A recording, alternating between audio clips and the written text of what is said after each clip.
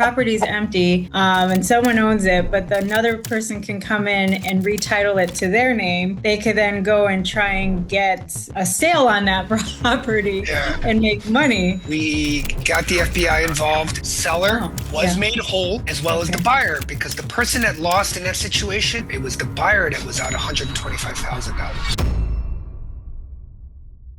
What do you see what the reason is for people waiving that inspection? From what I've been told and what I'm seeing from speaking to agents, by the way, this is hearsay, because there's multiple bidding situations and inventory is low, people are trying to make their bid seem the most attractive. That's insane. With the least amount of obstacles and with the fastest response time.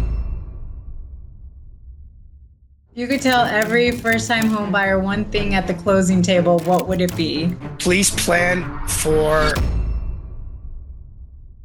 If you know nothing else about real estate or just anything in general, the one thing that drives the economy, no matter what industry you're in, is borrowing money, credit. Okay, hello everyone. This is Michelle Gonzalez-Tyler. I'm an estate planning attorney so I'm hosting the Heritage Wealth Show, and I have a guest today for you because I know about title insurance on homes is a hot topic right now. And this is Ron Granado. He is with Plymouth Title Insurance. And how about you introduce yourself, Ron? Michelle, thanks for having me on. My name is Ron Granado. I'm a business development manager with Plymouth Title. We're located in Chicago. I've been here for the last 17 years, since the inception of the company, since it began. And my primarily focus on working with residential and commercial transactions for title. Our clients are primarily attorneys, many like yourselves in different areas of practice. We also work with real estate agents, because they are the referral partner and they're the project manager of transactions when people are buying. We deal with lending institutions like banks, brokers, and mortgage banks when people are refinancing. And we have investors and a few developers and builders that use us directly when they want to build and sell, or when they're buying directly from a bank or through an auction or HUD through a foreclosure. Okay, so just the average investor, I think, doesn't really understand the importance of title insurance. And all I hear, and I think people out there are hearing, is like when houses are empty or people are not keeping up to date with them, a lot of people can just record a new deed and say they're the owners of the property. And so does title insurance protect against that, or where does that come in, and why is it so important for the average person that wants to invest in real estate to know about this stuff? That's a really good question. Fraud, unfortunately, is a part of this business like any other business. Yeah. Nothing is 100% foolproof.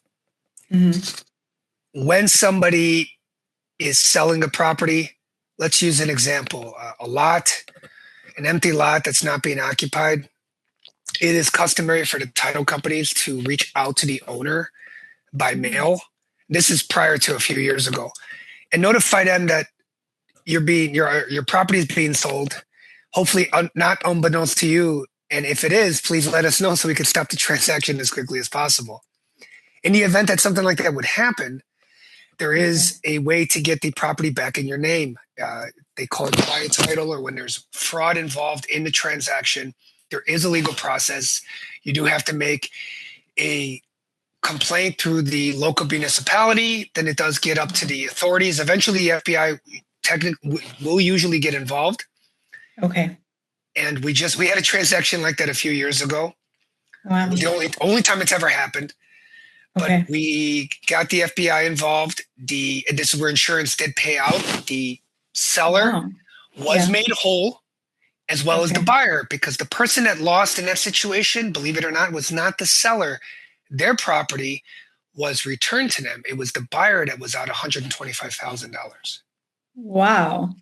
So they were paying cash. They were paying cash for a lot, and the seller was not the seller because it was somebody else presuming to be them with identification and notaries. It was a very elaborate scheme. Yeah.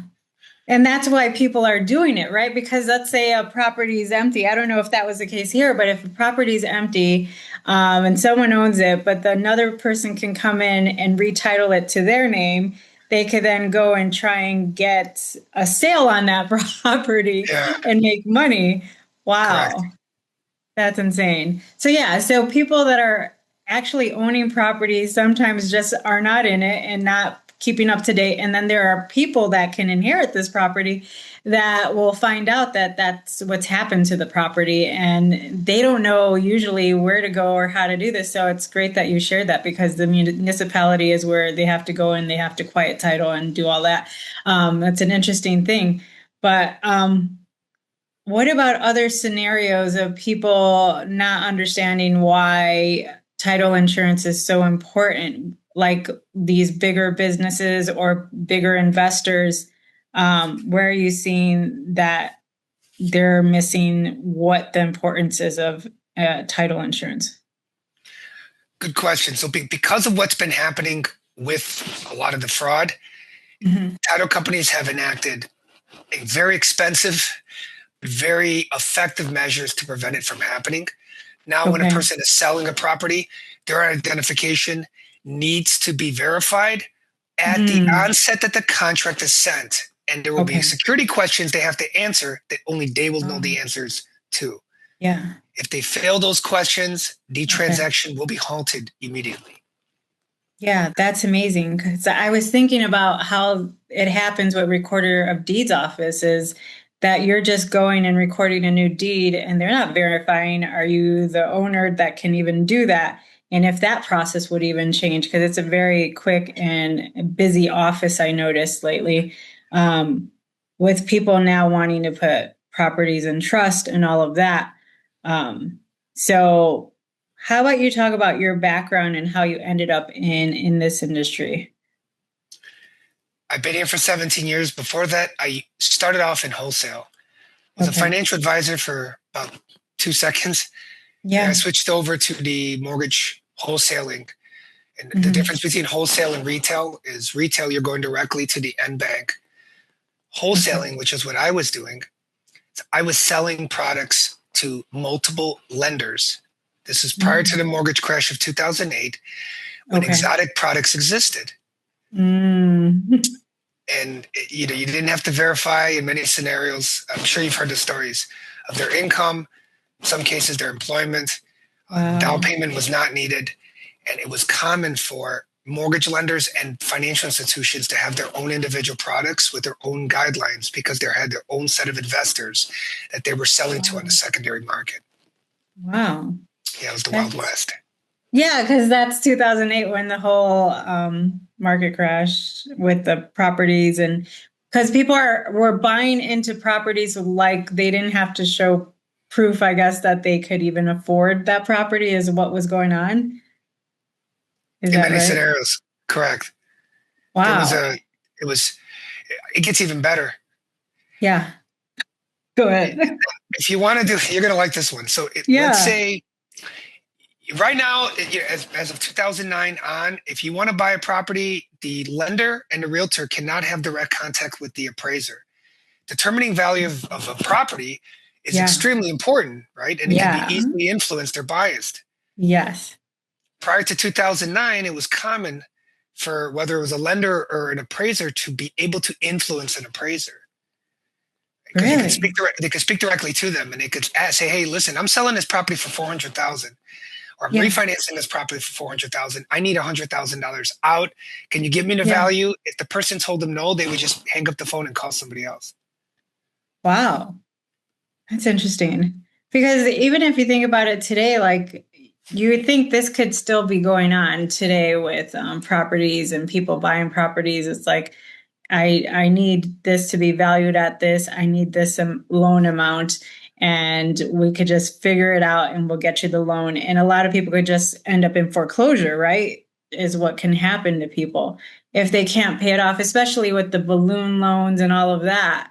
So is title insurance going to even help with any of that, or that has nothing to do with evaluating property and qualifying for a loan? It has. no connection, right? Or does it? It does not. That is strictly on the lending side and the compliance Okay. side. Okay. Where we get involved is Yeah.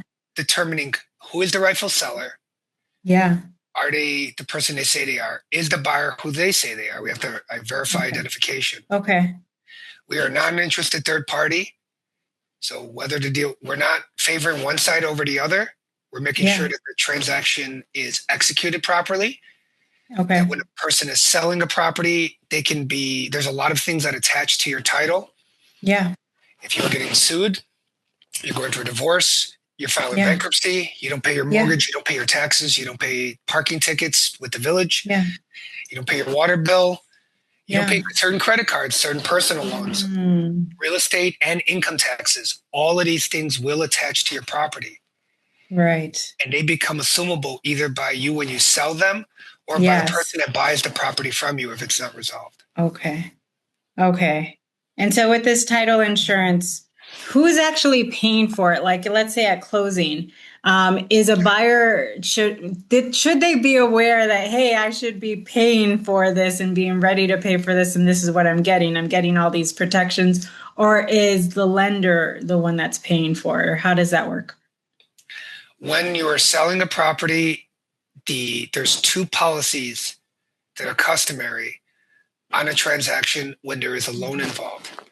Okay. One part, which is called the owner's policy, that's set Mhm. up to protect the buyer.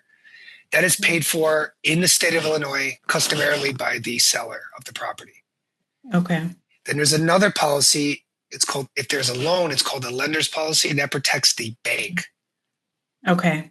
That is paid for by the buyer, the purchaser of the property. They're responsible. I see. Okay. And that's really just going to protect the bank because they're the ones loaning the money. And then let's say, once that property is paid off, can the person that now owns the property have insurance, title insurance on that property, or do they not need to? The title insurance is only set up to protect what happened at the time that the property was closed because it's a I one-time see. premium. It's not a monthly Okay. premium. Like, Okay. your property, your casualty, Yeah. life and Yeah. health. Yeah. The simplest explanation I can use to vary one from the other Yeah. is property casualty, life and health will insure over things that may or will happen in the future. Title Okay. insurance insures over something that happened as it relates to property in the past. Okay. It does not protect over future events. Okay. Fine. And so, what would you say to like a new homeowner, like in terms of growing wealth and having properties, what they should be looking out for when they're investing in property? When they're buying property, well, first of all, they need to be aware of what villages they're buying the property at. Mm, This is very important. yeah. Some towns have very strict inspection requirements. Now, I'm not going to tell you what those are because that is more of a question for an attorney and a realtor that work in that area. And by the way, Okay. these are not reasons not to buy in those towns because those towns that have strict inspection requirements, in many cases, have the best returns on investment. So the I risk see. is the reward is Okay. worth the risk, and that's what Yes. many realtors will tell you. Okay. But this is important. You have to know your exit strategy if you intend to exit in the near Okay. future. Okay. You need to be aware of how are those villages being taxed? Do they have a stable commercial development that can offset some of the taxes that will be paid? If they're not paid by the businesses, they're going to be paid by the individuals or residents of the area. So this is an important thing to look out for. I see. And I guess a lot of this now gets more into the real estate side, so I definitely don't want to step on my toes. But these are things that I see that affect. And as far as the title insurance of itself or the insurability of the property, is the property falling apart, in disrepair? Yeah. These are things that might make the property potentially have an order to demolish or an order to vacate. They're not going to get an occupancy permit because it's uninhabitable. Really? So if you see that there's a property that needs work, a lot of work, Make sure you're not buying something that then you come to find out later when you pull permits that the property is going to have to be demolished and you're going to have to start from scratch, because that could turn, Mhm. a $100,000 or $200,000 project to something two or three times the cost, and then Yeah. you're not getting a return on investment. It becomes a Wow. loss. So, in terms of building, let's say, an investment portfolio and having title insurance, let's say people are buying properties remotely, does your office provide remote services, or how does that work? Because of the advent of technology, you can now sign and notarize documents domestically and abroad as long as you have a Okay. Wi-Fi connection and the country that you're in allows it, and the lender, if Mhm. you are getting a loan, if they allow that to be done as well. Okay. We've done all title companies now have this as a service. You can remote online notarize. It's the Yeah. same as the compliance when you sell property. You have to answer security questions. Hmm. We've done it in Philippines, Macedonia, Mexico multiple times. And Really? yes, and prior to a few years ago, they used to have to drive to an American consulate, make an appointment, and have somebody there because it's the only notarized seal that would be accepted by any recording office in the States if it's not I from one see. of our states or territories. Yeah. Yeah. Wow. Now you don't have to do that Um, anymore. Yeah, that's amazing. So it's not difficult anymore to get title insurance coverage taken care of. Like, let's say you're doing a remote closing and all of that, but people just need to be aware of what they're getting into. And you like to say have an exit strategy. So, in terms of what are you seeing that maybe an exit strategy is necessary for people, what's coming up that you're seeing that may make that important? When they're purchasing a property as it relates to title insurance or just the investment in general? Both, since you're in this industry, just so we can get more knowledge. So both. So in as it Yeah. relates to title as well as just as an investment in general for people. Do not shy away from getting a survey. I've seen I many see. people try to cut corners. Okay. It's important that you know if your property is encroaching on somebody else's property and vice versa. Okay. Okay, so not everyone is knowing the exact ability or access of their property and when they're purchasing, and they may not know if they don't have the survey done. And so some people are actually not getting surveys done and not actually getting the parameters of their home or property Correct. disclosed. I'll Oh, give you that's some more. interesting. I'll give you some Yeah. more. And by the way, Okay. the next couple things I'm going to tell you, please consult your real estate agent, because whatever I'm Yeah. telling you, multiply it times 100. This is what they know about it. They're going to be more the experts in this field. But I am Okay. seeing, because we're in a hot seller's market, we're Yeah. seeing a lot of buyers waive inspections, which they're entitled to get. Really? They have to pay for on their own, but we're seeing many of them just waive the inspection altogether. And this is the first property they're That's buying. Yeah, that's strange. I wonder why they would do that, just because they don't want to pay for an inspection, or why would someone do that? Because you want to know what you're buying, right? You want to know what damage or what needs repair. Even when you do pay, in my experience, you don't even realize what you didn't know once you bought it. Oh, I need to fix this or I need to fix that. So if you're not even paying for it, like what do you see what the reason is for people waiving that inspection? From what I've been told and what I'm seeing from speaking to agents, by the way, this is hearsay. It's Yeah. because there's multiple bidding situations and Oh, inventory is low. People are trying to make their bid seem the most attractive that's with the insane. least amount of obstacles and with the fastest response time. Turn times on closings have gotten so fast that it's becoming, Really? yeah, it's not taking longer to close. It's actually closing much faster. And the issue that we're seeing now is a lot of people are having to delay their move out of the property they just sold. We call it post closing possession. We see that a lot Okay. on sales now, where Okay. I've sold my property to you, Michelle, but Yeah. because you and your lender did such a good job getting everything approved, and my realtor did such a good job of listing the property at a good price, Yeah. in 3 weeks now, I have to move out, and I wasn't planning to move out for another, let's say, 2 months. So what am I My going to do? God. Right. So that's something that's coming up a lot. So that's what I don't mean exit strategy, but just be Yeah. aware of. Um, these are if you're looking to sell your property before you buy or something like Yeah. that. Um, So these are there's a bidding war and competition for property right now is what's going on. And so people are willing to waive inspection and wait maybe a lot of things just to get a property. Do we see like in the near future? I mean, is there property being built to like get rid of this competition to have more, let's say, homes or condos or whatever in inventory? Or do we know what's going on with that? Or do you know? I don't even know. That's a thing you would know. a lot of it is this is something I do read about and I do follow Okay. because it does affect Okay. our industry. Yeah. Cost of construction, whether it's dealing with the cost of land, the cost of Hmm. permits, the cost of red tape, bureaucracy, as well as just the cost of labor and materials. You add all these things up, Yeah. and for an average house to be built in an urbanized area where the median incomes could be higher than the national average, Hmm. your end value is going to price out your average first time home buyer. That's just a fact. I'm making a general statement. You're seeing this in a lot Wow. of markets. In the areas where houses are being built, Yeah. these costs are more manageable. The cost of inspection, pulling permits, the cost of land, the Yeah. cost of labor is cheaper, and the margins are better in that the builder can still price it accordingly for Okay. a average family to be able to buy, and he or she Mhm. still turn a profit.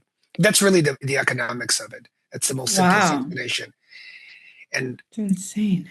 so here in Illinois, houses are Yeah. still getting built. Okay. Maybe not as much as we'd like, but they're not Okay. necessarily building them what they call on spec, which is building 200 homes at once. You're not seeing that as much. You're seeing Okay. more custom builders, Okay. but those houses are 750 plus. And My the question God.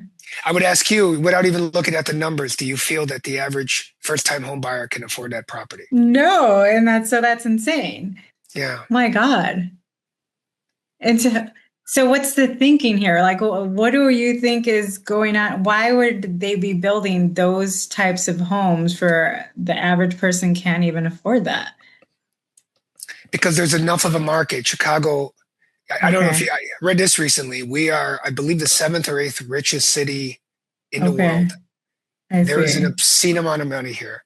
There's a lot of Yeah. people. I'm not even referring to ultra wealthy. I'm referring to Yeah. upper middle class here. There's a lot of those people. Yes. Okay. Okay. Oh. Whether we live in those neighborhoods or not, we live very close Yeah. to those neighborhoods. We know these people; they do very well. They'll complain Yeah. about taxes, they'll complain about the expense, but they're Yeah. not moving their kids out of those great school systems, and they'll still pay Yeah. top dollar. So they're building Wow. them for the simple fact is that there is a lot of families that will still buy them because like we said, the reward is Yeah. worth the risk and the cost. Yeah, and that's makes me think of why there's now people investing in co-living spaces. So if you're gonna the only inventory is bigger homes, then make it so like several people can live in there, and you Yeah. rent out the rooms, and it's co-living. So that's now why that makes sense that that's a thing people aren't investing in. Wow, that's interesting. But okay. Let's get to the rapid fire questions. I'm going to give you five. And so whatever comes to mind, just say, what's one thing every real estate investor should do before closing that most people skip? Have a contingency reserve Oh, in case they go over yeah. budget. Yeah. Because there's always more money that can be added on. Okay. Biggest misconception people have about title insurance. I think we addressed some of those, but I believe you asked a very good question was what Yeah. does it address after closing if things come up in the future? So a lot of people Yeah. feel that it is like the other types of insurance and that Yeah. it just protects against everything, whereas it's Yeah. protecting against things that have already happened in the past. So there is a lot of misconceptions Yeah, for that. right. It's important to know. And if you could tell every first-time home buyer one thing at the closing table, what would it be?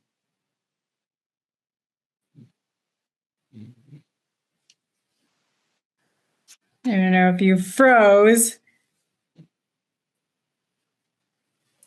No, I'm here. I'm here. Can you Oh, hear okay, me? fine. So, Let's do it. Let's do it. So, yeah. what's one thing that you can ask? No, if One you thing that you could, should if you could tell every first-time home buyer one thing at the closing table, what would it be? please plan for something going wrong in your house and please budget for that because it will Yeah. happen. Yeah, it's good to keep that in mind. Don't spend the money. That's the last money. You have overage. Real estate in 10 years, more accessible to everyday investors or less? What's your opinion?